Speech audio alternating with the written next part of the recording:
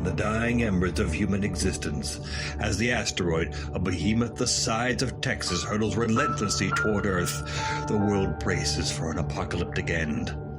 Deep beneath the bunker, a refuge plunges into the bowels of the earth. Here the chosen gather, their purpose clear, to preserve the very soul of our civilization.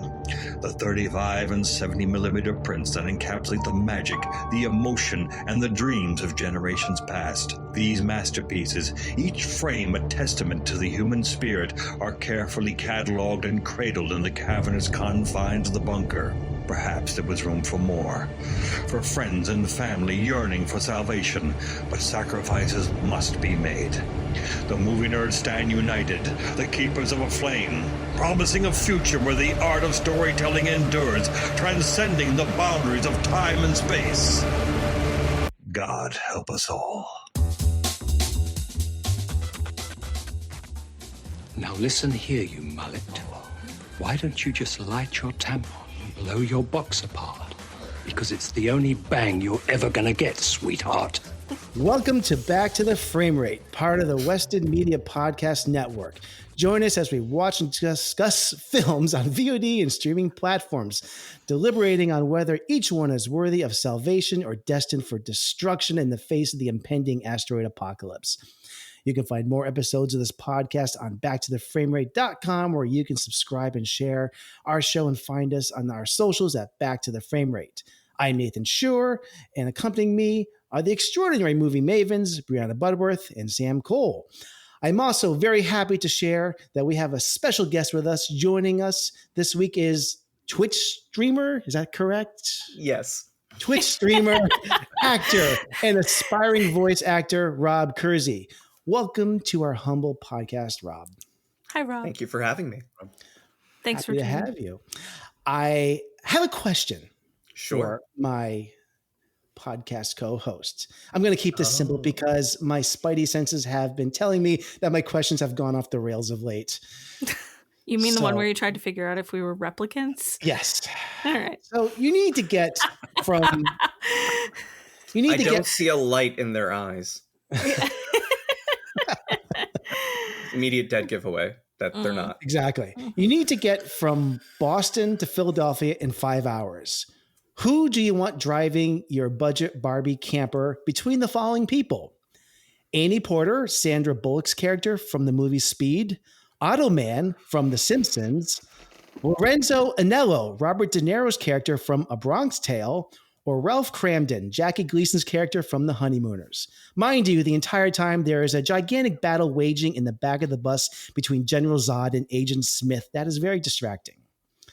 Which driver has the best ability to keep everyone's keep the bus on the road and egos in check? Sandra Bullock. First of all, she's already done this. Okay, she's a pro. Second of all, Abraham Lincoln. I want to ride on a bus with her. Throw me a softball, Nathan. I know. I want to make it easy, I guess. Wait, and so I apologize for getting confused like 12,000 times. I cannot pick the same thing, right? Or can I? You can. You're right. I can. Okay, So. Yeah, it has to be Sandra Bullock. I mean, like she did well under pressure. She like helped the bus like jump across a 50-foot gap. She succeeded. She survived like a subway like terror. Like she's a seasoned veteran of bus driving under pressure. Yeah, that's how I feel. Rob, do you have a feeling about this? Oh, I'm on board with you guys. Absolutely, 100%. Right on. I didn't even pay it. Like after Sandra Bullock was mentioned, that was it. Like I didn't need to hear any of the other options. Where'd the honeymooners come from? Like that's that. Like you pulled Jackie Gleason out of the netherworld. Like they're all bus drivers. They're all bus drivers. That's true. Oh, I get it now. Yeah. No, I see. That was well thought out. I thought it would be a lot easier to find famous bus drivers from the movies, and it's not. Which didn't one of the Muppets drive the bus in the Muppet movie? Like Animal? No, he didn't drive. I can't remember. Same wavelength. That was like, wasn't there a bus driver in Pee-wee's? Yeah, you would think so, but like it's not coming to mind. But maybe not. There aren't that many featured characters that drive buses. True. There's the bus driver from the Harry Potter, like one of the Harry Potter movies. And, oh God, Prisoner of Azkaban. That was awesome. Yeah. This could be the stories we need to get people back to the box office. You know. Yeah, exactly. This could be how we close the gap. That will be box office gold. A Harry Potter spinoff about the bus driver. Like, there's a $200 million smash. We don't need to keep Hollywood, are you funneling money listening? to that particular franchise. I hope Hollywood is listening. Oh, man. But if you hadn't already guessed, you probably did not guess from that introduction. we watched. Oh, I now understand where the segue is for this. Okay. Sorry, no, it's not a segue. It's a bus. Oh, you win this week, B. We watched The Adventures of Priscilla, Queen of the Desert from 1990, directed by Stephen Elliott. I'm not sure which, but anyways. Stephen, I think, yeah. Stephen Elliott, yeah. So I'm excited to talk about this movie with each of you.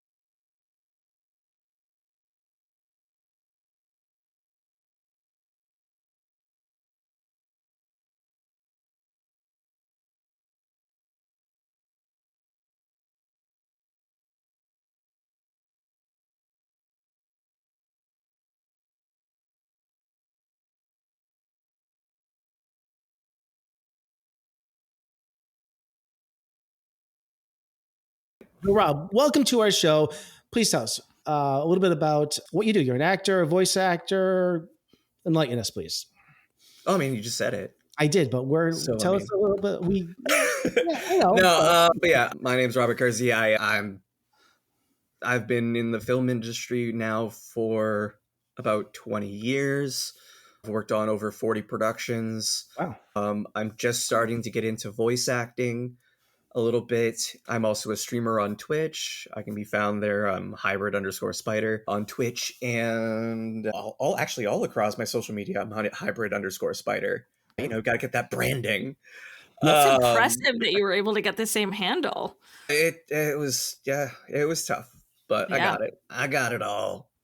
So on Twitch, because I'm a little inexperienced with Twitch. It's not a platform that our show uses. I don't know if a podcast would be a platform for it, but what are you streaming on Twitch?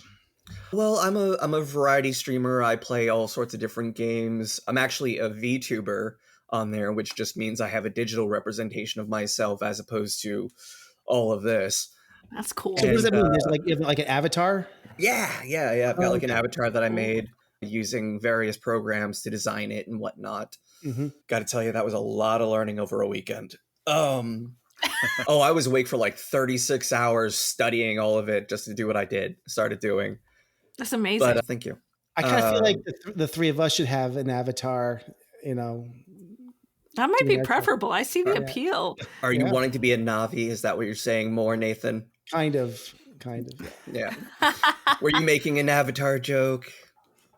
I would be if my avatar would be one of those Sam's old a Navi mystics. fan. I'd be one of the dark crystal, the old mystics with the big like noses, like moving along through. Oh my god, I haven't seen that in years. It's a classic. I would just migrate my Nintendo Wii avatar.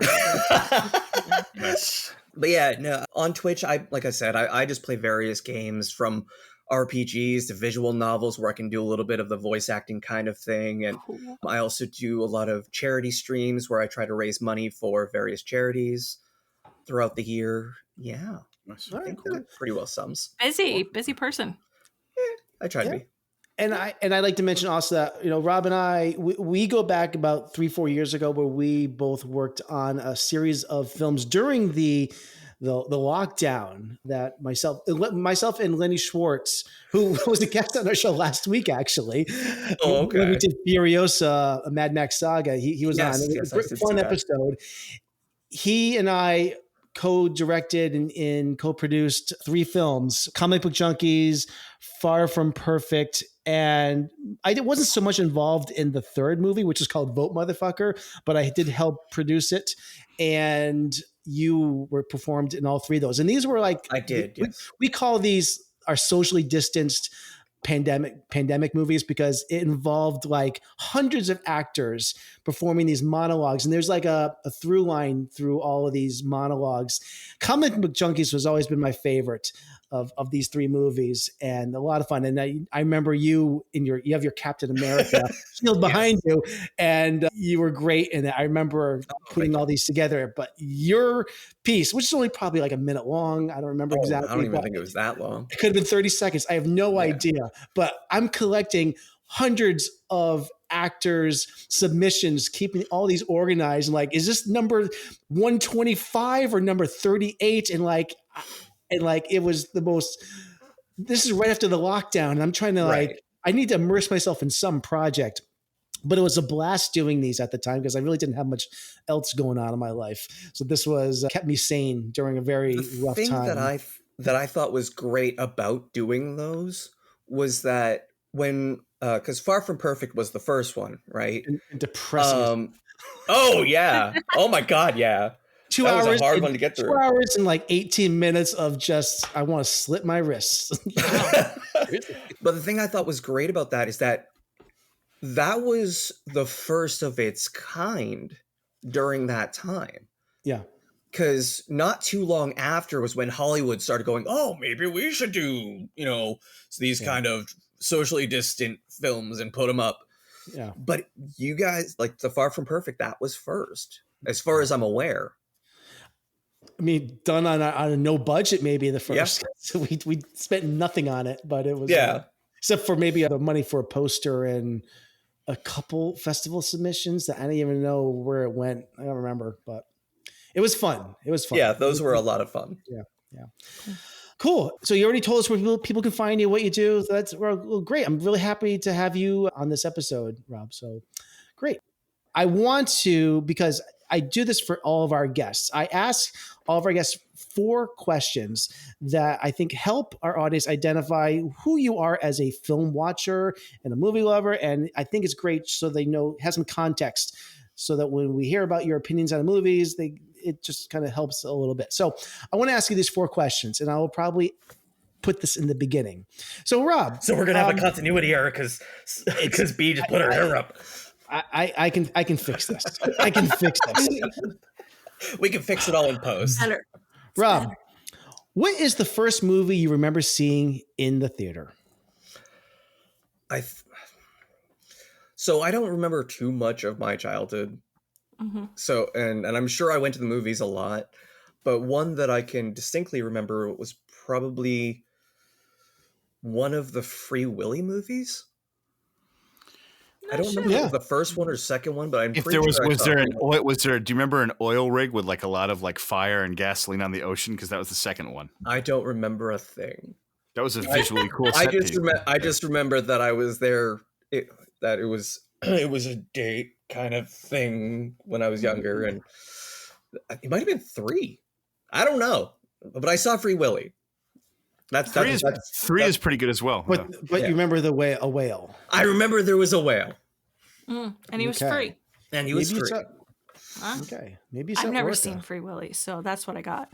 Oh, okay. Yeah. I've never seen a Free Willy movie in my life. I've seen all 3 of them. How about that? Yeah. It's almost like you're the same generation as me or something. Yeah, exactly. Who would have guessed? Yeah. Same age. I'm 43, so but yeah. Rob, what is the last movie you watched outside of this one that we're talking about tonight? I know this answer. See, if you had a letterbox, you'd have a lot. It was the 2010 movie by, I'm not going to say the director just because, but it was the Ghost. Do we know him? No, well, I mean, we all know the name, but it was The Ghostwriter, starring Ewan McGregor, Pierce Brosnan. Mm-hmm. You know who the director is I'm referring to now? Mm-hmm. Mm-hmm. Mm-hmm. I love that movie. The director I know, him. But good movie though. Yeah. Yeah, like I saw it Yeah. on one of the many streaming services and was Yeah. like, oh, this seems interesting. And then the movie started up and the directed by came up and I went, oh, You know what? well, We don't have to get into a big discussion over it. but no, I enjoyed it. I just rewatched Rosemary's Baby Oh, wow. earlier a few weeks ago, and it was the same director. All right. Which might give away to a lot of people now who we're talking about. Yeah. And I wrestled a lot with, do I mention this on the show? But you know what? There's a lot of people besides the director that work on these movies. And I think I'm just going to say right now, yes, I understand the difficulty about, watching these and realizing that some of these people are horrible people, they're predators and all this.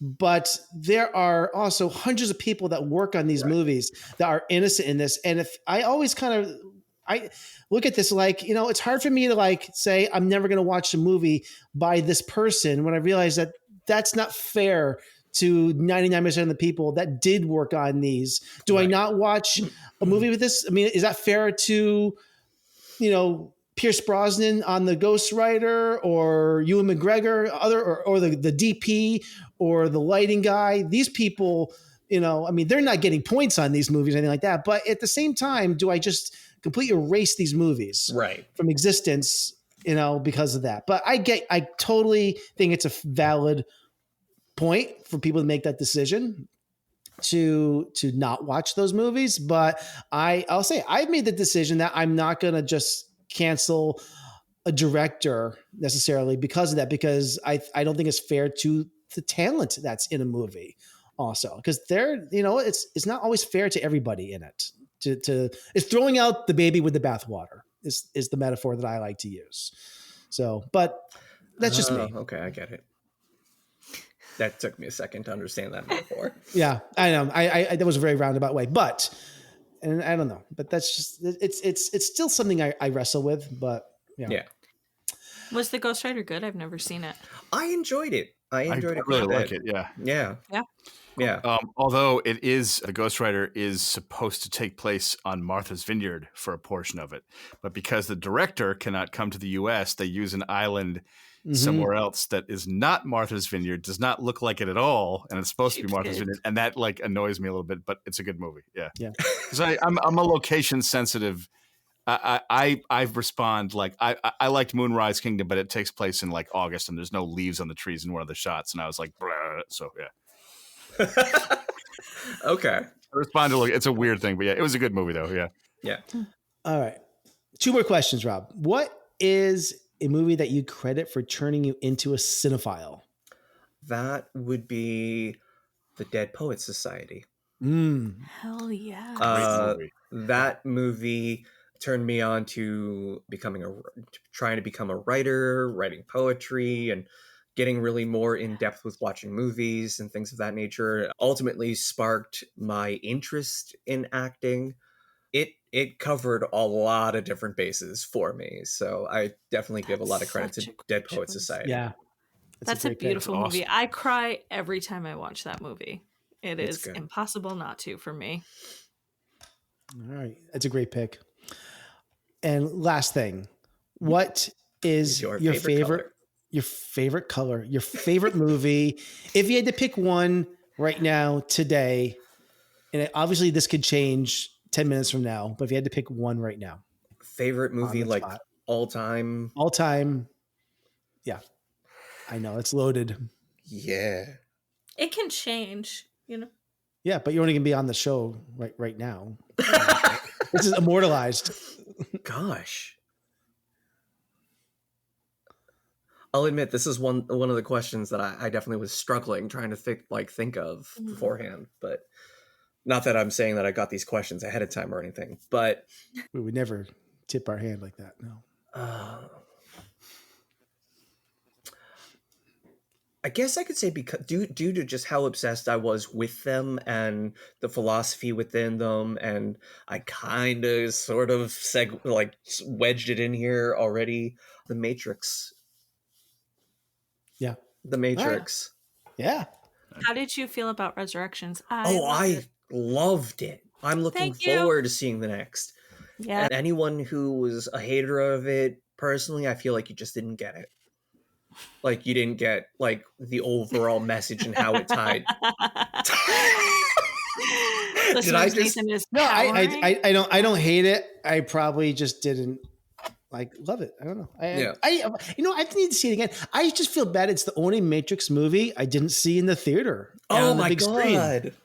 I saw that big screen. I had to the last one, right? The one that we're talking about. Yeah, the latest. Yeah. Mm-hmm. I didn't get to see it in a theater. I saw it on my 50-inch TV at home. I'm like, this is not the way I wanted to experience the Matrix. No.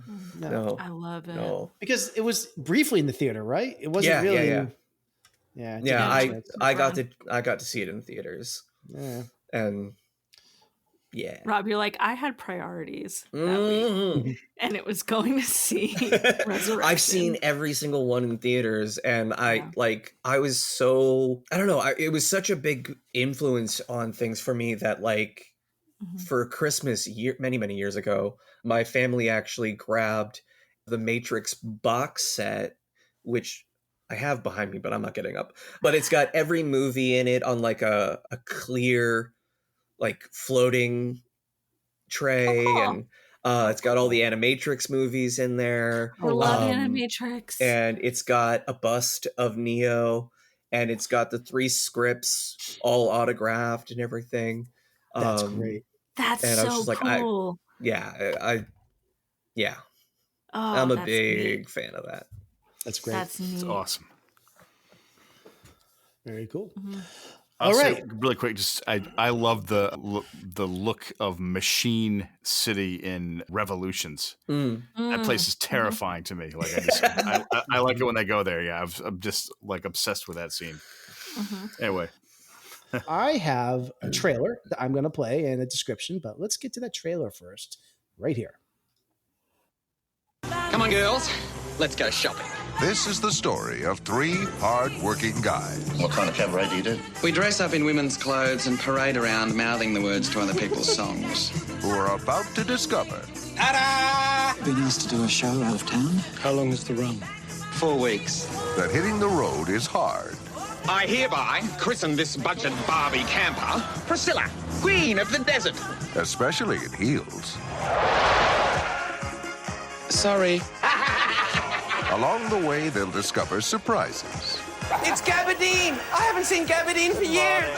Uncover secrets. Is it true that her real name's Ralph? I'm gonna smack his face so hard. And learn that with friends like these... How long have we been on the road? 4.5 hours. Life's never a drag. Let me just do a quick plot synopsis here.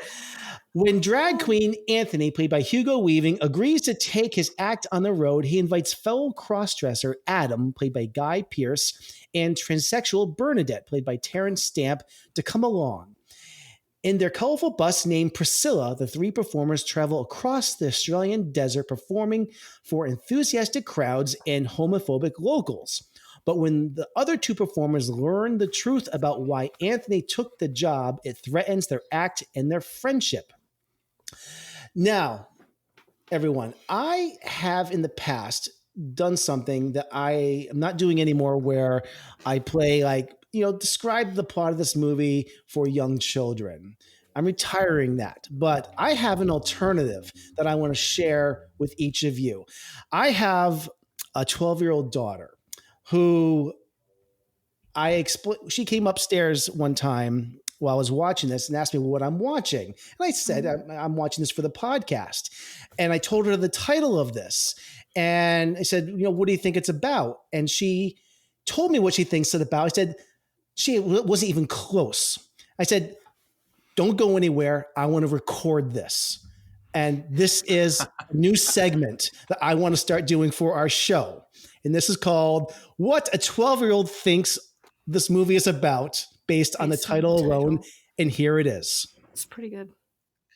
I think that this story is about this girl who is really poor and she's trying to find a place to live, or she's having a hard time economically and physically and family-wise, and done with it, and she travels to a desert and finds a kingdom, and her coming in has brought attention to her, and she's gotten more popular, and then the king that is currently ruling dies, and and the queen is already dead, and the prince becomes the king and is trying to find a queen, and Priscilla, ends up being the queen and rules over the kingdom and has everything that she's ever wanted, and that is how it ends. Spot on. Wow. So that sounds much, much, much better than the Harry Potter bus driver spinoff, and I actually really want to see that movie. That sounds like a Disney movie. Like it does right sound there. like a Disney, like a Disney epic. Yeah. Honestly, that was the Florida Project meets the Princess Diaries.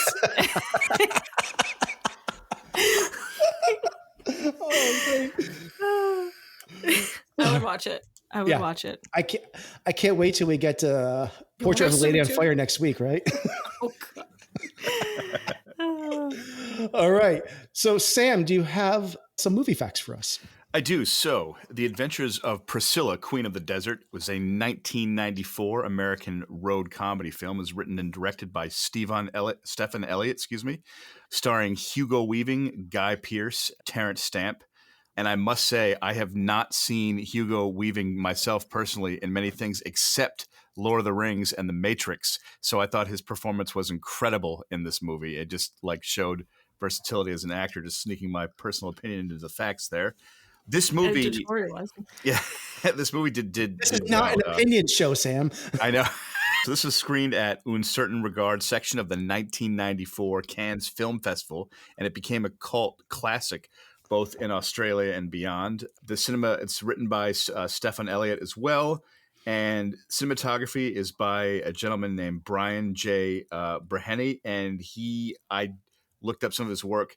Interestingly enough, he shot The Phantom, the 1996 comic book movie with Billy Zane, which I remember liking. I was not a huge fan of the film, but I liked the jungle, luscious, villaful colors in the movie, so I thought that was pretty definitely a good cinematographer. This was a modest success. I mean, it did well. It was made for a budget of 2.7 million Australian dollars. And $2 million US.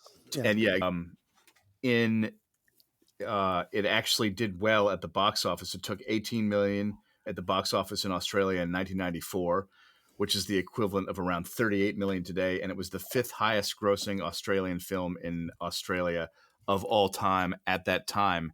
Just some cool last minute mentions on the filming locations. The Imperial Hotel in Erksonville, Sydney was the filming location for the opening and closing scenes. The Imperial Hotel in real life has hosted drag shows since 1983 and actually continues to be an icon for Sydney's LGBT community.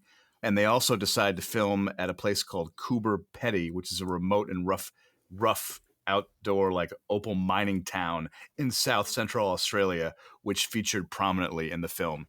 And I thought that desolate location really added to the visuals and experience. So post-production, when the director and the editor were working on it, they had received notes from the studio to shorten it. And I find that interesting. I'll mention that later briefly in my review, but I thought the pacing of this movie is actually pretty good. And I liked the running length. I thought it told the story well. And if you guys have anything to add, that's just basic production info. Yeah. Not beyond that, there's more. But I read this is shot in the same location as The Road Warrior. So think about that. Did not do that.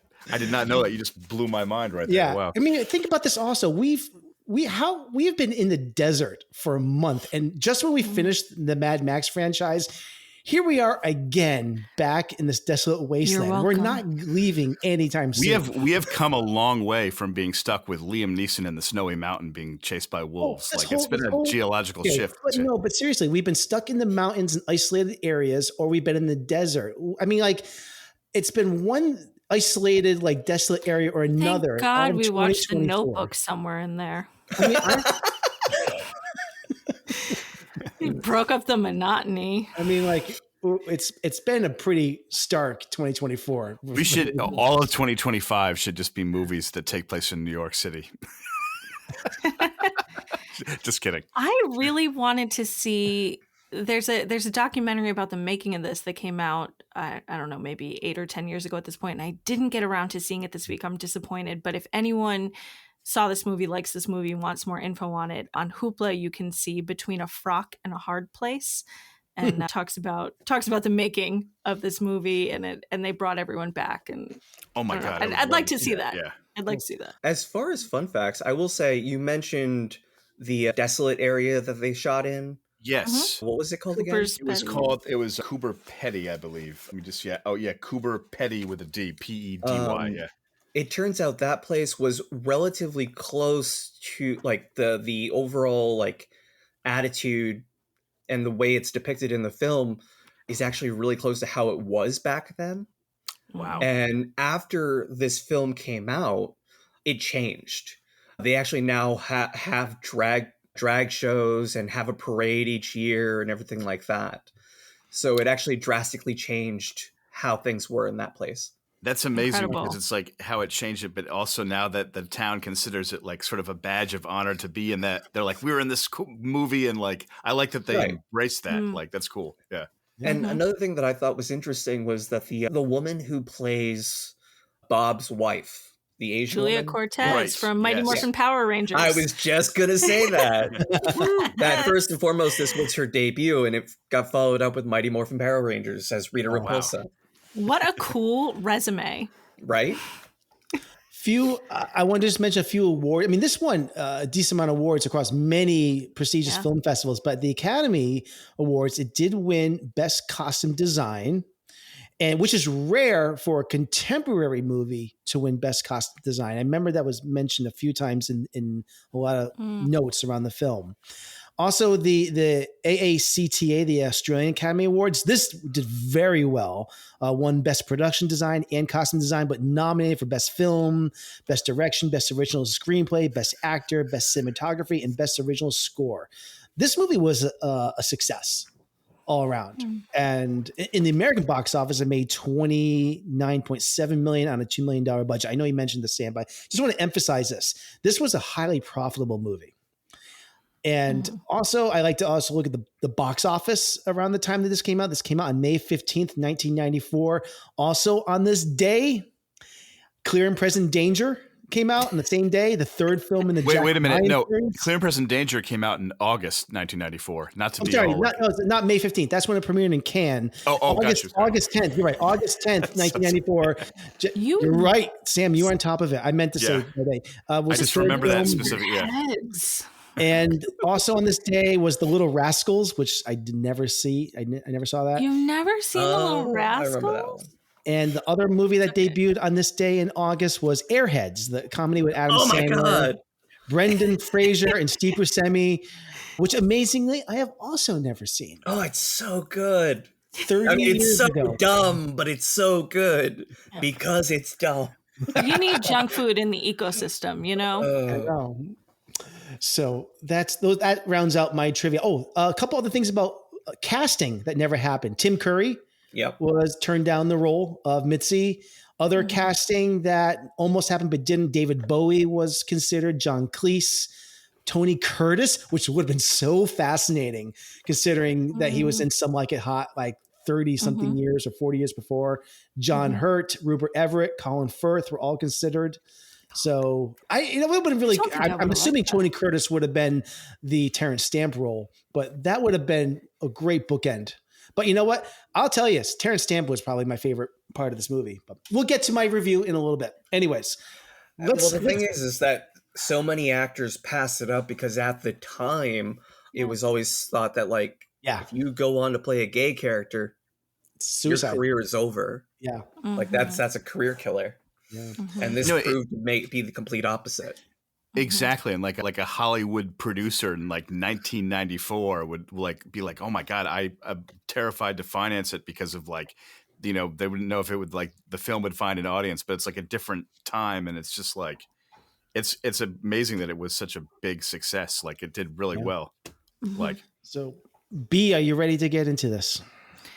Yeah, sure. So it had been a while since I saw this movie. I don't remember the first time that I'd seen it, but I've definitely seen it a couple of times. And, despite the accolades that it's gotten, I went in a little concerned that it was going to age like milk. I was unsure how this movie that stars 3 straight men was going to hold up. But I think it's good. I like this movie. I have a fun time sitting down and watching it. It's a great road movie. I think it's a good movie about someone whose career is getting tiresome. Like for me, this is Terrence Stamp's movie all day, and I think Terrence does a good job with this character. Does it fall into some dated pitfalls? Yeah, absolutely, it does. I think that's unavoidable, but I think at every opportunity this movie punches up, and I like that. I think that's what bolsters this movie and keeps it going as a success, outside of some really fun visuals. I mean, I could watch Guy Pearce on the top of a bus all day long with those flowing, gorgeous fabrics. I mean, come on. And I do think the didgeridoo should be in more drag songs. That was a blast. We should bring that one back. But no, our language has changed. Our culture has shifted. The way we talk about these things has changed for the better, and we have better representation now. But the story of wanting familial acceptance, of getting tired of your career and trying to find a place in the twilight of your career, those things are still true. And it's still true that it's better to punch up than it is to punch down. Mm-hmm. So I still enjoyed this movie, and I was glad to see that it held up a little bit for me the way it did. Great. All right. I guess I'm next. So are we doing? You sound so excited, Nathan. Stars? Oh yeah, I gotta give stars to this movie. So you know me, I'm a number guy. Right. Number guy. Yeah, you're right. No, that's fair. What do you give it? It's hard for me to pick with this one because it's just kind of such an institution, and the stuff that I like in this movie, I gotta tell you, I really like, and the stuff that ruffles me in this movie really ruffles me. But I think it's a solid 3.5. Okay. I think that's my average rating. Yeah, around there. All right. So this is my first time seeing this, and I like this movie a decent amount. When I looked at the cast of this film, especially Terrence Stamp and Hugo Weaving, from when I read the premise of this film and what their roles were, I couldn't even fathom what I was in for. Mm-hmm. But I was riveted by the depth of these characters.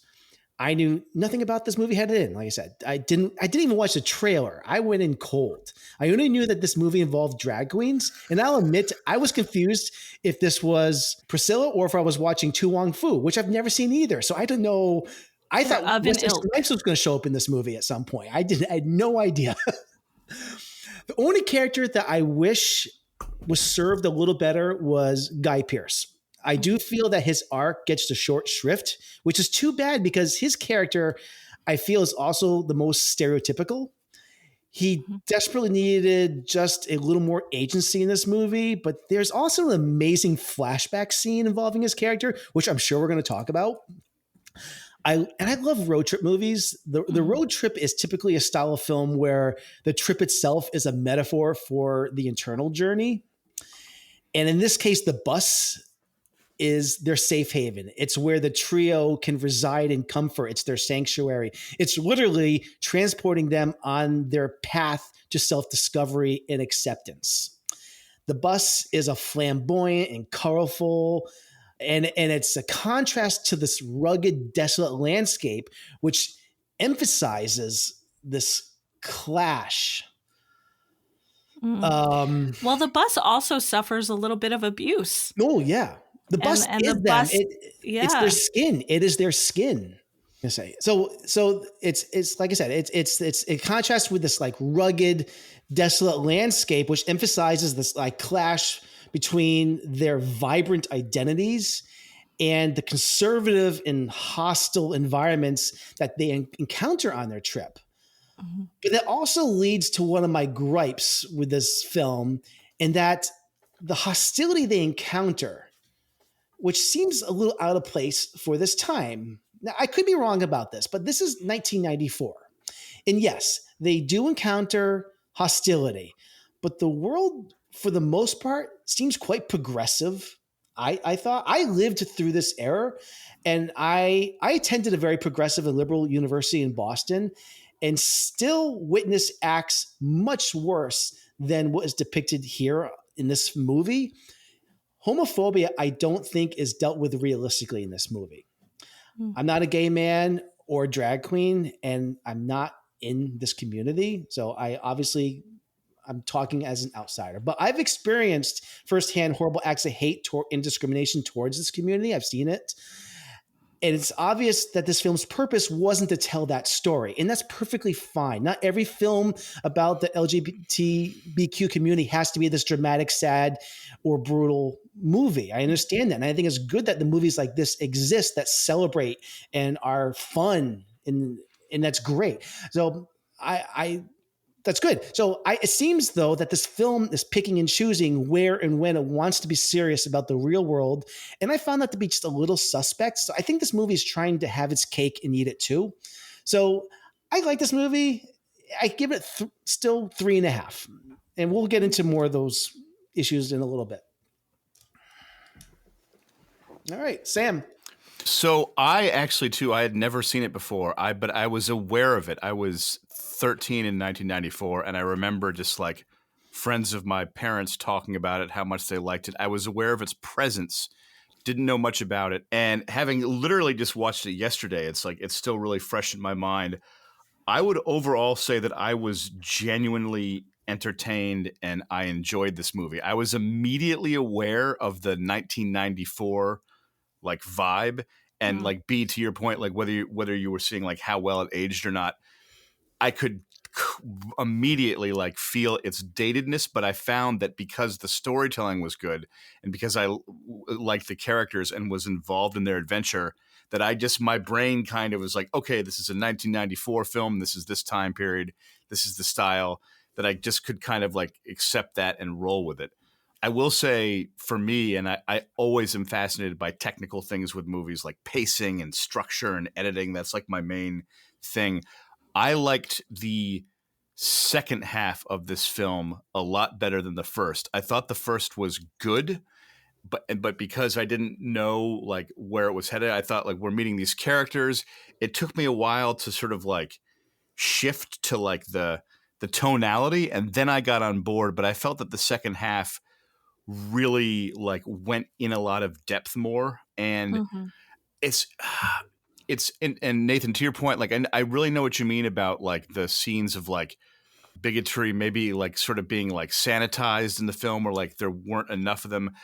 I thought I agree with that. I thought, though, to the movie's credit, I thought it did a good job cinematically wise, shifting between like their lighthearted discussions in like the safety bubble inside the bus to like harsh realities that they'd experience out on the road, out in the world. And I thought that jarring juxtaposition was actually pretty good, because at least the movie was trying to be like, this is where the darkness comes out of nowhere, basically.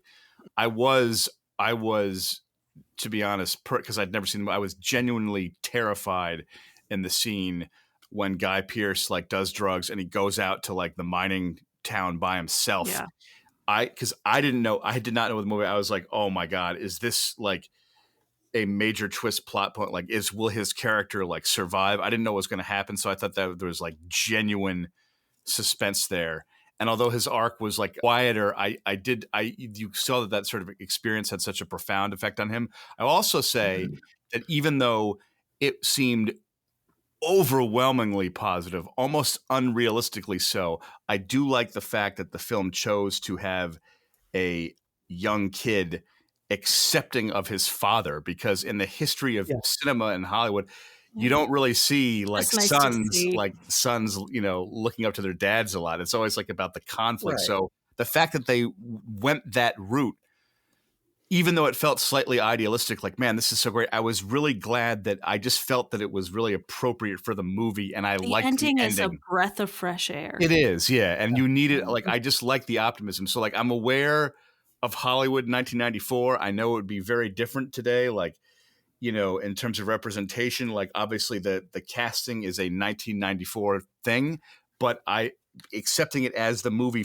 of its time, I think it's a very enjoyable film. Like it's not the deepest character depth in the world, but it's like, I like the story, I like the characters, and I like the arc, and I really enjoyed it. So I would give 3.5 stars as well. It's above a 3. It's not a 4 for me, but positively, like, I would recommend this movie. I liked it. And I'm not wanting it to be toothier. Yeah, you know, exactly. Yeah. And I didn't know what to expect. The experience I had, it was like an entertaining, and I like road movies in general also. So the fact that they had that narrative vehicle, like, I didn't know, I thought it might take all place at one, you know, nightclub, and the whole movie would be like in one. I didn't know they went on this like quest, and I love quests. Like, on my YouTube channel, all I do is drive around all the time. So that's what I relate to it. Like, I love it. Yeah. All right. Thank you, Sam. All right. So let's get into the plot of this. How do we want to jump into this? So it starts off, first of all, I think we should talk about some of the biggest aspects of this. And well, I don't know. I loved the dance numbers in this and the makeup of this. There are 4 or 5 major dance numbers, song and dance numbers in this. What did you guys think of this? Because I think when I think of this movie, it is about the when they do dress in drag, and I did not know what to expect. Even the cover of the poster, you don't get to see these main actors in drag. So I did not know what to expect, but I love the flip-flop dress. Bring back the flip-flop dress. You know, that flip-flop dress only cost $7. No way. Yeah. Wow. That's amazing. Uh-huh. And it won awards. I guess in Australia they'd call it a thong dress, which is just even more campy and they fun. Do call it thong. Mm-hmm. I would say Guy Pearce looks great in drag. Like he's jacked in this. And I really like Terrence Stamp's like coastal grandma thing. That was great. What's that, B? I like Terrence Stamp's like coastal grandma vibes. Yeah. It's fun. Everybody I thought was really great in this. I think we might agree with this. I mean, Terrence Stamp is the heart and soul of this movie. His story is really, really, I mean, it sets the really like harsh tone in the very beginning where his wife that died at the funeral. I'm trying to remember exactly. His young lover. Trumpet, who's buried with his trumpet. Yes. Yeah, that took me off guard with the pan down and just like trumpet. Like, okay, we get it. His name is Trumpet. All right. There's a few times where I watch this movie and I feel a little bit like I'm watching The Birdcage, and that funeral scene. Very Birdcage-esque. It's funny you say that because after I was done watching it today, the first thing that came up for like to play next was The Birdcage. Hey. Oh, really? Okay. I get it. I'm on game ready. Got it. Hold on. And actually, this was my first time watching the film as well. You know, I mean, when it came out, I was 10 years old, not 13. Oh, wow. Yeah. And no, I enjoyed it. It was very good. The harsher scenes, I felt like for me, from my perspective, felt very real. Do they feel a little sanitized? Yeah. But like, I definitely have personally dealt with that sort of thing myself. And as far as the child, I loved that they had the kids so accepting like immediately, because it just goes to show that like at the end of the day, we're all like, oh no, we shouldn't be exposing kids to gay this and gay that. And I mean, even now with, you know, trans our rapidly regressing country storytelling sessions being like, oh, we can't expose the kids. Kids don't care. No. Yeah. And that was what I loved about it. It wasn't like, oh, well, you know what your father does. Yeah. Mom says you're the best in the world. Done. Mm-hmm. Like, that's the end of the subject. not like, oh, you mean you're gay? Oh my god. You know? I love that scene. I loved Hugo Weaving's like reaction when he's just amazed and he's like, he was so accepting and he's like, he smiles and like he like that was really like it was like refreshing. The weight of the world is off his shoulders when he realizes that his son, he doesn't have to hide who he is to his son. Yeah, and you could see that like that initial adult fear within Hugo Weaving of like the whole like, oh well, you know, I gotta dress like a man around my kid because I don't need him knowing, and you know, and that quick little banter of like, you know, oh come on Butch and this and that, the other thing, and even still like when everybody's wanting to go get dressed to be themselves, and he's just like, nope, I don't know what you're talking about. I don't do that outside of performing. I thought that was like that kind of accent. No, I love that. No, but I thought that was like brutally like realistic, and I loved Hugo Weaving's acting when he was trying to like, you know, quote unquote toughen up for his son. He's like, well, I don't dress like this all the time. He was like, it's like he was trying to play that character. He's like, and then he was like dealing with it, like struggling with it awkwardly. And then when it was just like the release, I just thought that was really like, that felt very real to me. Yeah. Oh yeah, absolutely. And the reveal of his wife being just happy to see him. Just, oh, thank God you came in and you saved the day. Like having this trio be the people who save the day and have everybody recognize that and be glad to have them there. I was just it was brilliant because they set up his wife brilliantly, because when she's in the bar on the phone, she's on a phone call that's not going well. She's like, oh, we'll just tell him that there's something off. And so I feel like this was intentional by the director. They set up that scene where I thought she was going to start yelling at him or be this like awkward, like they don't have rapport. And then she's like the greatest person ever.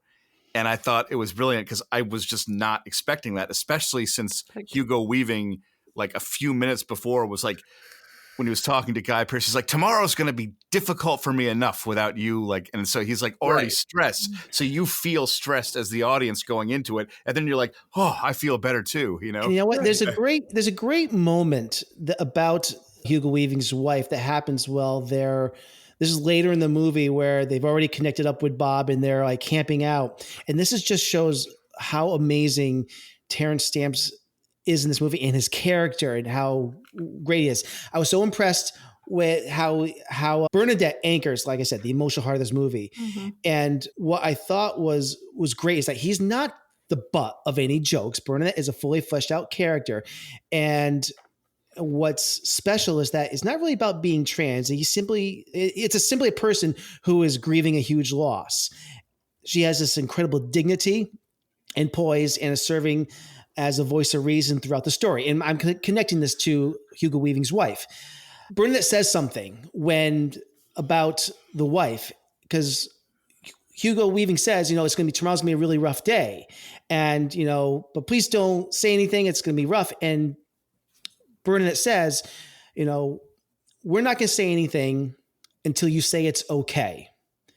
And then it's open season.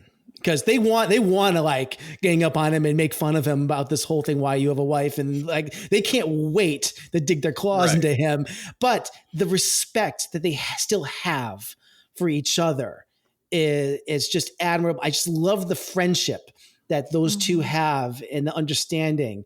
And there's just such a great character moment and a great friendship moment that they have when Bernadette says that. It just says so much about it. It's so well written too. And the way that that's delivered. Yeah. Yeah. Also the relationship that Bernadette has with this character of Bob that we meet later on. It is one of the most gentle and heartwarming courtships I think I've seen in a movie in a long time. It's not there we're not making fun of this relationship. It is just handled so deftly and beautifully. I also thought that relationship was really good because it was unexpected. Like it was not predictable. I thought this movie did a good job at like having character surprises and organic moments like that. Like it could have really fallen more into like traps of like tropes, you know what I mean? But I just thought like it was very like everything that's what made it like breathe and feel like real to me. Like I cared and invested in these characters. I wasn't just watching like a screenwriter like with a narrow, you know what I'm saying? Like, yeah. Right. And fun fact about the actor who played Bob, Bill Hunter, he was actually filming another movie at the same time as this one. That was like very far away from like the set for Priscilla. And in that movie, he has short hair and no beard. Oh my God. Yeah.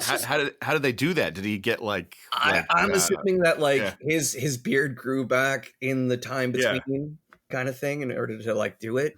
But yeah, he was working on Muriel's wedding at the same time. Wow. Interesting. That is a busy schedule. Yeah, right? Yeah. That's his arc and journey is really tough for me. He's one of the characters that I sort of grapple with because I bristle up against his relationship with Julia Cortez so much. And the treatment of that and maybe Bob's fetishization of women and it just it didn't feel great, but I liked that Bernadette had agency the whole time. Yeah. So for me with Julia, I was a little ruffled as well. Like at first I was like, oh my God, because the first thing she says is in Tagalog, which is a Filipino language. And I'm personally half Filipino. And so hearing that in the movie, and I was like, oh my God, we're being represented. Like, oh, I mean, yeah, she's swearing at him right now, but like, you know, like she's literally calling him a motherfucker. It's a very that first line of hers, "Putangana," like that's motherfucker. She's just like, oh, you motherfucker. That's good context. But then to see like how she was portrayed the rest of the way, as far as kind of feeling more stereotypical Asian in cinema, where there's not like, oh, you know, with the language barrier and sounding very like, oh yeah, no, me this, me that. And it's like, you're losing me here with this. And I totally agree. It was a tough watch. I do like that she is not submissive to Bob's character ever. Right. She's making choices. She's making the choices to leave, but it's not a great representation of her. And I think it portrays Bob as someone who is just, I wonder if when he first meets Bernadette and he first meets the trio, he's thinking of them as people who might be sex workers. And there's that reference later that Bernadette makes sort of a tongue in cheek, calling her a mail order bride. Right. And I sort of, that layer is there for Bob. That's one of the aspects of the film that I just struggled with. But I mean, we get to see Bernadette wake up with a face full of cake, and they obviously have a great night around a campfire. So a pink cake. A pink cake, which where did they get that? Yeah, I didn't ask questions on that. I know. Like considering where they are, and all of a sudden they've got this bright pink cake. Yeah, sure. Perfect. Actually, the outfit that Julia is wearing during that infamous ping pong scene. Oh yeah, that's hers. That's camera ready. Julia's. And that ping pong scene actually later inspired a scene in South Park's movie, Apart, Bigger, Longer, and Uncut. Oh my God, I remember that. Yes. Oh, wow. Yes. Yeah. Wow. Wow. 5 years later, and you got that going. I want to talk about a character we haven't talked about enough so far, and that's Adam, Guy Pearce's character. And because I feel like he gets, like I said before, a little bit of the short shrift here. He's kind of, I think, not fleshed out as much as I like him to. But what did you guys think about that little flashback scene? Because I think it really subverted our expectations. And I'll just mention here. Yeah, because this is a scene which could, I think in a lot of other movies, would have been a very brutal, inciting moment where we learn possibly the way that Adam is the way he is. And here he is as an 8 or 9-year-old boy, and he's invited into the bathroom where his uncle Benny is taking a bath. This scene is laying the groundwork for what, like I said, we'd expect the moment where Adam is either sexually assaulted or molested by this man, and thus why Adam is the type of person he is as an adult. But it completely subverts our expectations. Instead, young Adam turns the tables on Benny, in a very hysterical twist, I'd say. I love that this film chooses this path because it shows that Adam is not a victim. Adam is a drag queen because he chooses to be, not because of trauma. And I think it gives his character a lot of power. So I love this choice for this movie. I just wish that Adam just had more in this movie, because he does kind of become a victim in this movie a little bit later on. But I do love this moment. But I don't know what your thoughts are on the Adam character in general. Anyone? I don't know. It's open-ended, I know. I love that scene. That scene in particular, I was very nervous. Mm-hmm. Like I was Me definitely too. I was like, concerned. oh my God, what's going to happen? Yeah. Yeah. I was just like, oh my God, how are they going this route? Like first and foremost, just from like an acting perspective, to have a child actor seemingly do this. I mean, I imagine it wasn't like there wasn't anywhere near closeness to that. I'm sure like the person wasn't actually in the tub for that shot and all that. Yeah. But it was still just like, oh my God, are they really going for this? And then to have him just like pull the plug literally and figuratively was kind of was definitely a relief, to say the least. And how Absolutely, yeah. it circles around in the end, and he's like best buds with Mitzi's kid. Yeah, they're doing piggyback. They're running around. You know, he's just. I thought that was great. Turns out he's really great with kids. Yeah, exactly. Like, I just liked how things worked out. Like I liked that arc. He's one of the only characters who really gets a flashback moment. I mean, Hugo Weaving has the famous one for the. Bernadette has a flashback. Yeah. Remember where he switches out the Christmas presents? Oh, briefly. right. Yeah. Right. I want to talk about the dance numbers for a moment. I started to talk about it before.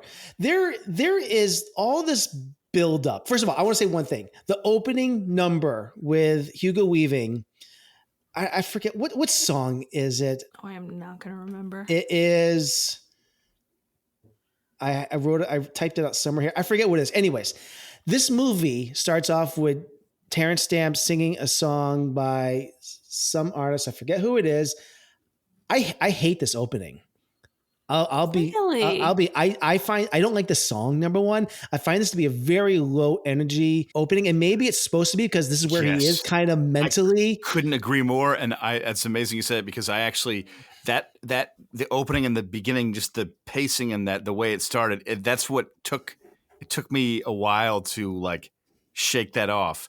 I just felt like it was very kind of like standard, you know, like, and here's a montage. It's like, yeah. And it might be because I don't like the song, and just because it's not like this fabulous intro. I mean, there are so many great dance numbers and lip syncing numbers in this, drag moments in this, but that opening, it's just low energy, and it just could be because of where his character is, you know, emotionally in this. His heart's not in it, obviously. Right. That's where he's coming from. But I just like, oh my God, where's this movie taking me? And I'm glad that that's not the type of the types of drag shows we're going to watch in this, because it goes to, there are some great moments when they're performing for the Aborigines halfway through this movie. That is, I actually think that might be the highlight of the movie. Yeah. Yeah. Or I think they're saying "I will survive." I think they're doing "I will survive" out in the desert with the didgeridoo. With the didgeridoo. Yeah, it's great. It's great. But my point is, and I think actually, when they do "Finally" by CC Peniston, which is the second to last one, is also probably the highlight. But the whole movie, there's this legend of doing ABBA. Right. Yeah. All right. You are it is the greatest performance of all time. And I thought that final performance underwhelmed. I really do. And maybe it's because we went from a trio down to a twosome. Stamp. Yeah. You don't have Terrence Stamp. The movie, the performances are highlighted in the desert, and the song "Finally" by CC Peniston. That last song by ABBA. I mean, if you're going to do ABBA, it has to be the greatest. It's been built up as the greatest drag performance of all time. And I'm sorry, that last song was the lip syncing was not all the way Nathan, there. let your inner judge come out. Jeez. I'm being honest here. I thought the other performances were top notch, and this last one was not the best of all of them. I can see what you mean there. Although I was so like, it didn't bother me as much. I enjoyed it just because of the like where the characters were and like what was happening, and so I was in good spirits, and so that like. Yes, I don't think it was the best dance number in the movie, but like I was in a happy place where I was like, "Hey, good time!" I wanted, but I know what you mean, though. Yeah, I understand. Yeah, I was distracted by all the shiny and the sun working the lighting. I was also focusing. Where on was the that lighting. sun pointing at? What that sun's like doing? He's learning, Nathan. He doesn't know anything about lighting. He knows nothing about lighting. Yeah, he's a kid. He's like by defunct. Stupid. I'd be like, just point the light straight because they're not really moving that much. But he's just like, he's dancing.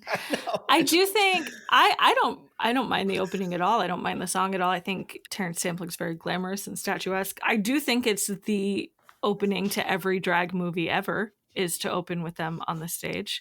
But I don't mind that it opened with a number. I just thought the number was just so low energy, and I don't like the song. I'm sorry. I don't even remember the opening. It's forgettable. That's why. To be perfectly honest, I've never been to Me or something like that. I don't know what it is. Yeah. Whatever. Oh, Been to Paradise, but Never Been to Me, sung by Charlene Oliver. I hated that song so much. And but anyways, it's like 70s like adult contemporary schlock. I don't know. Anyways, I don't know if I have any more notes. It Tell was us how you really felt about that opening. Yeah. It was interesting to go back into sort of like a time capsule of drag makeup and drag costuming and just, it was just very of a time. And hated it. Was, just kind of fun. The makeup was so great. Did you guys see the references to Divine, the triangle eyebrows? Which now we have like Trixie Mattel does those sort of eyes too, I wonder how much of RuPaul, and because RuPaul was huge at this time, I don't really know. I didn't really follow much of RuPaul's career, but it's got a cameo in Tu Wong Fu. Okay. See, I haven't seen it yet, but I gotta imagine. I mean, RuPaul was huge at this time, or getting big at this time. So I don't know if there was an influence from that. So I don't know. I don't have much. Those are most of my notes. Yeah. Yeah. Okay. I liked it. I think it's a good movie. I think it's an easy watch. I think, for the most part, it's got such a happy, buoyant ending that I think, and enough fluff in the middle that it doesn't feel like too heavy, Yeah.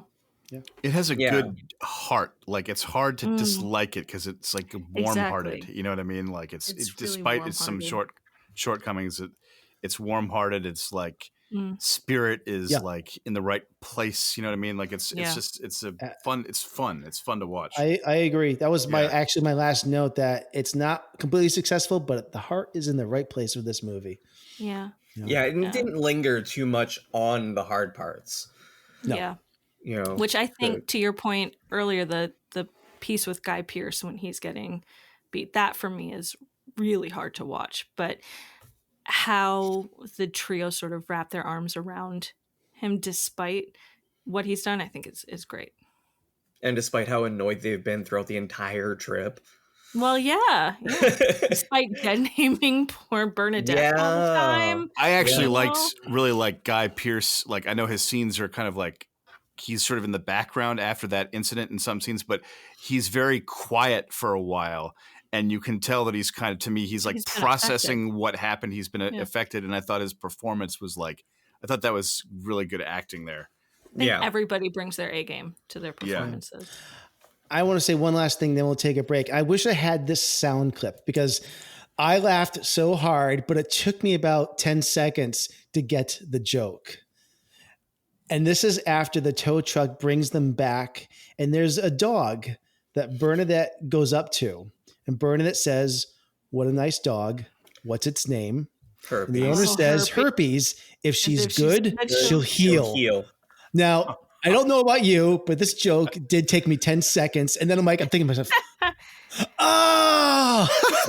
yeah. Funny. Like this is a funny movie. There's some really great, sharp quips from people who are just not afraid. They know each other very well, and they're like family in their banter. Oh, Terrence Stamp, I feel, had the best quips.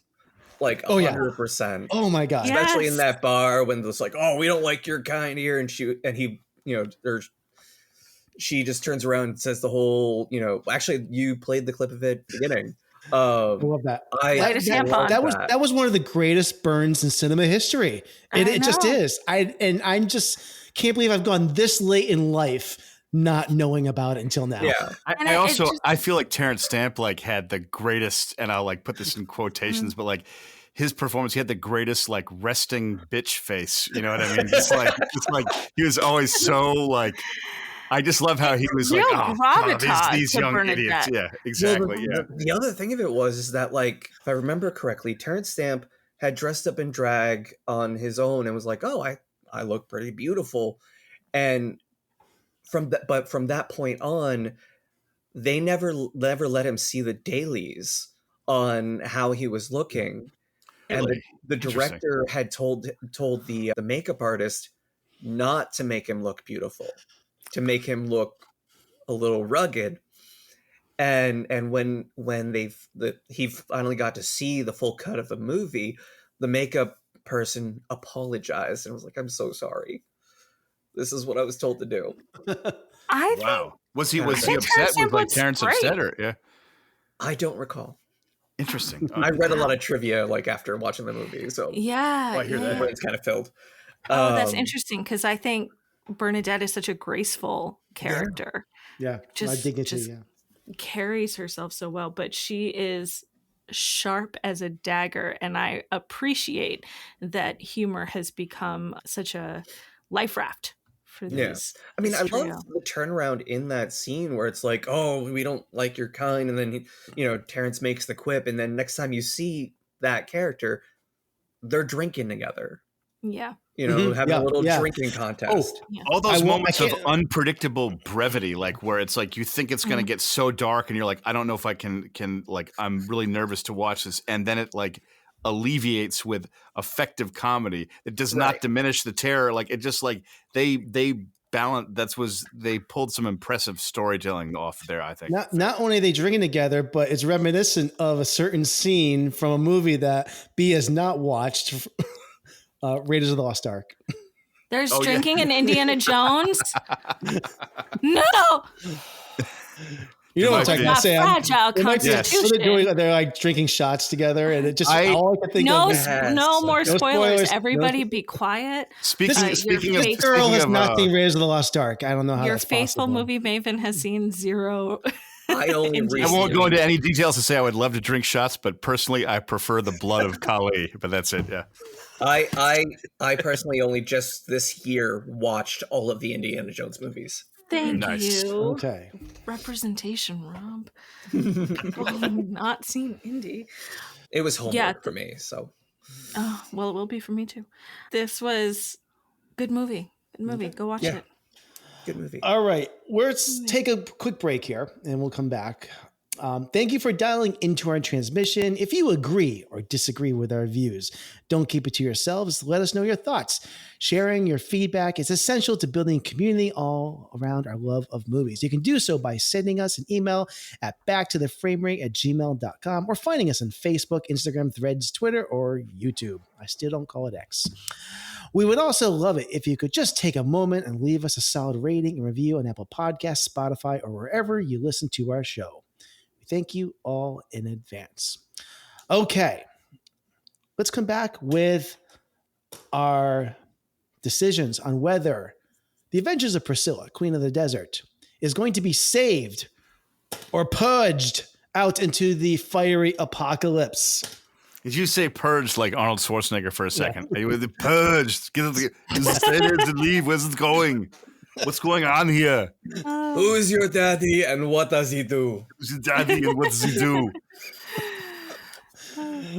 Okay. So, Rob, I don't know if you've been briefed on this, but every movie that we review on our show, we have to decide whether it's going to be saved. If it's not saved, every single print of this movie is blown into pieces and nobody will ever watch it again for the rest of time. Pretty much. Yeah, you briefed me. There are stakes. You've been briefed me on a lot of things that. Okay, I gave you a lot of information. Yeah, except for if it's video or not. Yeah, you gave me questions we might ask you about, what was the first movie you saw in theaters? I did forget all of that. And what movie set me into being a cinephile and all the things I forgot to ask you. I might tack that on at the end. And we'll put it in the beginning of the show. I may or may not have been trying to think about that really hard, but it's okay. No, we're gonna get to that. We're gonna get to it. I am so unprofessional, out of sorts tonight. But please, you're on my podcast. You know how that was like. I know. It was exceptionally unprofessional. Let's get to our decisions here. So, B, what say you? Is Priscilla saved or not? Yeah. Yeah. It's a good movie. I don't know. Just a simple. Yeah. All right. So I'm also going to say yes, because I think it's good that we have movies that are about this community, but are also just about joy and not about, drama and what am I trying to say? But not just about deserts and snowy mountains. No, but this is yeah, exactly. But this is a relatively joyful movie, and I'm glad that I look at all the movies that are in our vault, and there's a lot of depressing films. Yeah, that's your fault. It's because and this is just something that's fun and colorful, and we need some of that in our vault. So yes, I say yes. I would have to say yes too, and it's because I have a thing for road movies. I love travel movies. I love quest movies, and I think this is a very unique one that I had no expectations, but it was very different, a lot better than what I thought, even though I had barely formed a thought. But I would include it because I found the movie a lot of fun, and I liked the adventure aspect of it in the sense that they were and I thought it was epic. I know we didn't mention that when they get to their final place in the canyon with the lookout over the cliffs, but that was amazing. How did we not talk about that? Yeah, that was. I had also didn't talk about the blow up kite, but also this part. Yes, I'm all about driving long miles to get to vistas, and I just thought this was a really unique character journey. So I would include that because it's a worthy road picture, easily in the top 20 road pictures for me. So it's I got to put it in. Yeah. Sam, I can't kick it out to the desolate. Yeah. They're works of art on the top of those rocks. It's incredible. That's amazing. Yeah. I'm gonna build a Walmart there. No, I'm just kidding. You gotta need water. You gotta need food. You gotta need to go to get a Subway sandwich. There's nobody's there. It's good. Or a Pizza Hut pizza. Pizza Hut. Yeah, absolutely. I'm down. And Rob, what would you say if it were? Oh, I would purge it. Yeah. You'd purge it? Yeah, I'd purge it. Okay. Yeah. I'm kidding. No, no, save the movie. Are you kidding me? All right. Yep. I totally believed you. You must be a good actor. Someone hire on. That was what you mean. But yeah, no, I would absolutely save it. I think even though some of the stuff is certainly dated, as far as terminology and whatnot, I think it really does a good job of encapsulating how it is to be in this community. They use the term transsexual and crossdresser instead of, now we would say more, transgender and whatnot. But, it still illustrates just the same things that we're still dealing with today with, homophobia and dead naming and transphobia. And I think it really does a good job of shedding a light on that, and also shedding a light on like I was saying earlier about, children's perspective. Yes. alongside all of, alongside with all the happy-go-lucky moments and the wonderful performances and stuff, the real nitty-gritty stuff I feel is important to carry on, to look back on and go, okay, we learned? Have we progressed from this kind of attitude? So. Yeah, that's a great point. All right, good. Yay, we get to watch it again after the apocalypse. Woo! Woo! All right, so now we are going to get to our movie pairings. Hello, welcome to Masterpiece Video. How may I help you this afternoon, sir? I'm looking for a copy of 8½. Is that a new release, sir? No, it's the classic Italian film. Yes, sir. Just check that on the computer for you, sir. Hello, how are you young ladies this afternoon? May I help you find a particular masterpiece movie? No. Yes, here it is. 9.5 Weeks with Mickey Rourke. That would be in the erotic drama section. No, not 9½, 8½. The Fellini film. How about this one? Get it? I'm sure it sucks. All these movies All suck. right, we are in movie pairings where we pick a movie to accompany the Adventures of Priscilla, Queen of the Desert, if we were going to have a double feature. So I think there are a lot of options for this, but who would like to begin with this? We're going to go with the same order, or Rob, you want to jump on? Now, my recommendation is a little controversial, only because of the fact that the movie did come a year after this one and was largely thought of, apparently, as being a ripoff of The Adventures of Priscilla, and that would be Tu Wong Fu. I almost picked that one. I watched it today. But yeah, I would pair it with Tu Wong Fu. Yeah, Tu Wong Fu. Again, another one that I have never seen, and I get these two confused. I've gotten these two confused for like 30 years. Patrick Swayze is great. Oh, so yeah. is John Leguizamo. Everyone's great in them. Everyone's great in that movie. But I mean, they also have like more or less the same kind of struggles and through lines. Another road movie. Yes. All right. So Tu Wong Fu is streaming on, I see, Prime Video right now. So, and you can rent it on VOD. So those two are also just great, like literally just great titles together. Adventures of Priscilla, Queen of the Desert, and Tu Wong Fu, Thanks for Everything, Julie Newmar. Yeah. Great. Catwoman. All right. Good pick. Yeah. B, I think you're next. Sure. I went for the friendship, the punching up, the not a victim, the road. I went for Thelma and Louise. It's a classic. I thought about Damn that it. one. That was what I was going to say. This is the first week where we decided not to share it ahead of time what our picks were. Controversial decision.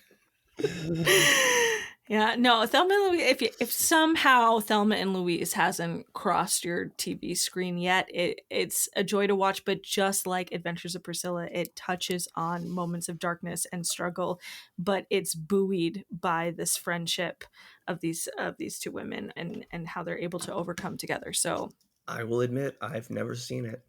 It's great. It's great. Good movie. Great. I love it. Yeah. Mm-hmm.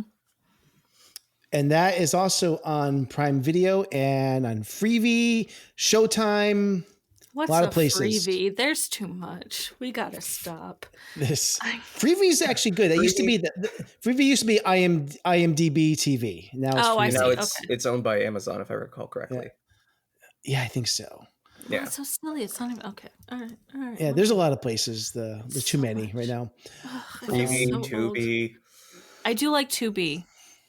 Or not to be. So payback for my segue joke. So I love my movie pairing, guys. I'm really, really proud of this one.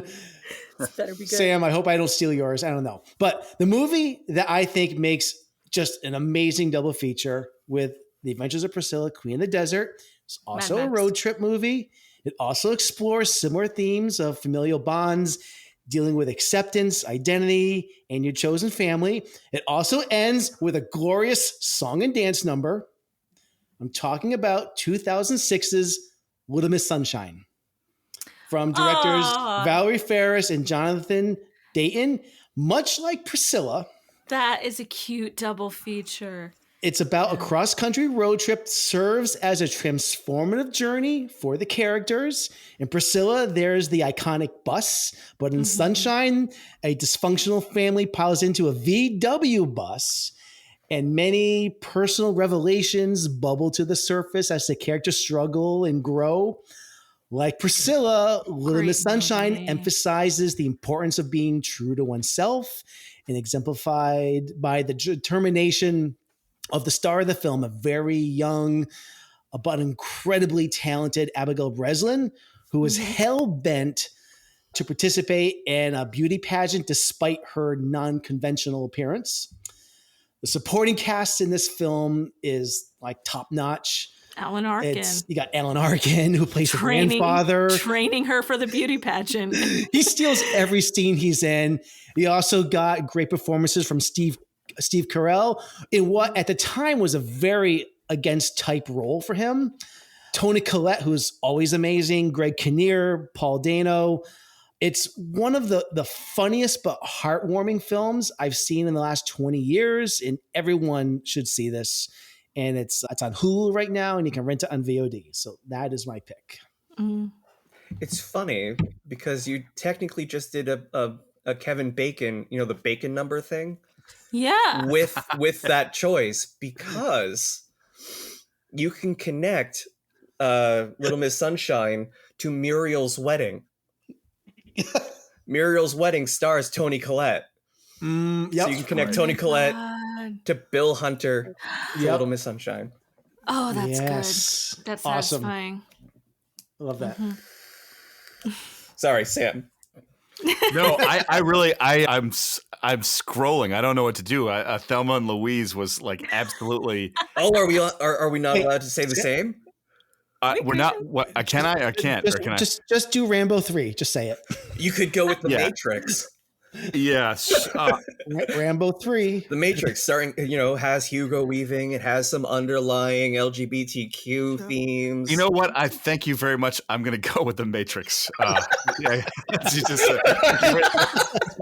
specifically Resurrections right now. Yeah, definitely the first one. Highly entertaining, lots of travel, and I like the characters. And also I do think instead of a bus, there's a train. There's a train. There is movement, and I do think Thelma and Louise is incredible. But so definitely, the Wachowskis also did Bound. That's true. I don't remember it as well though. No. I remember it, but like Bound is a great movie, but not the vibe. At all. I may have seen Bound with herbal remedies possibly involved, so like I remember enjoying it, but my like memory is faded. And I was like 19. It was a while ago, so. All right. Go see every movie ever made. They're all incredible. Yeah. And with that, guys, I will now be leaving Back to the Frame Cat. This is my final broadcast. No, just kidding. She could say Frame Cat. Back to the Frame. The Matrix is on Netflix right now, so no excuse not to watch it if you have not. Movies are on Netflix right now. Yeah. That's fun. Okay, and all of our movie pairings and recommendations you can find on our Letterboxd list, which is, I'll put a link in the show notes. All the movies that are in our vault also is in a Letterboxd list, which you can check out too. So there you have it. What's a letterbox? What is a letterbox? It's like Goodreads, but for movies. And it's like a what? It's like Goodreads. But for movies. Yeah. Okay. Yeah. You can cut that out. I was just kidding. No, that's... Right. Okay, so that is, I think that's going to wrap it up. Rob, thank you so much for joining us this evening on this episode. Can you tell our audience again where people can find you? Typically in my home. No, never leave. No, I can be found on Twitch, Twitter. Yeah, I'm also not going to call it X, Instagram, all the various social media platforms under the username hybrid_spider. Spider is with a Y because I'm edgy like that. It was a high school pen name. Sure. I like it. But yeah. Is it okay if I absolutely put that in the show notes? Sure. Your handles? Okay. Yeah, absolutely. All right, great. Wonderful. Well, thank you so much for sharing your thoughts and on our film tonight. And so that is our show this week. Back to the Frame Rate is part of the Weston Media Podcast Network. We also wish to thank Brian Ellsworth for our show opening. On behalf of all of us, we bid you farewell from the fallout shelter. Your presence in our underground sanctuary is truly appreciated. We are sorry you cannot join us, but we want to express our gratitude for your company. If you are finding solace in our discussions, we kindly ask that you please subscribe and leave a rating and review. You can find more episodes of this podcast on backtotheframerate.com, and our handle on our socials is backframerate. Your support is the beacon of light that brightens our confined space. Head on over to Apple Podcasts, Spotify, or whichever portal connects you to our broadcast and share your thoughts. Until we emerge from the fallout, stay with us, keep hope alive, and keep those reviews coming. This is the end of our transmission. Back to the Frame Rate, signing off.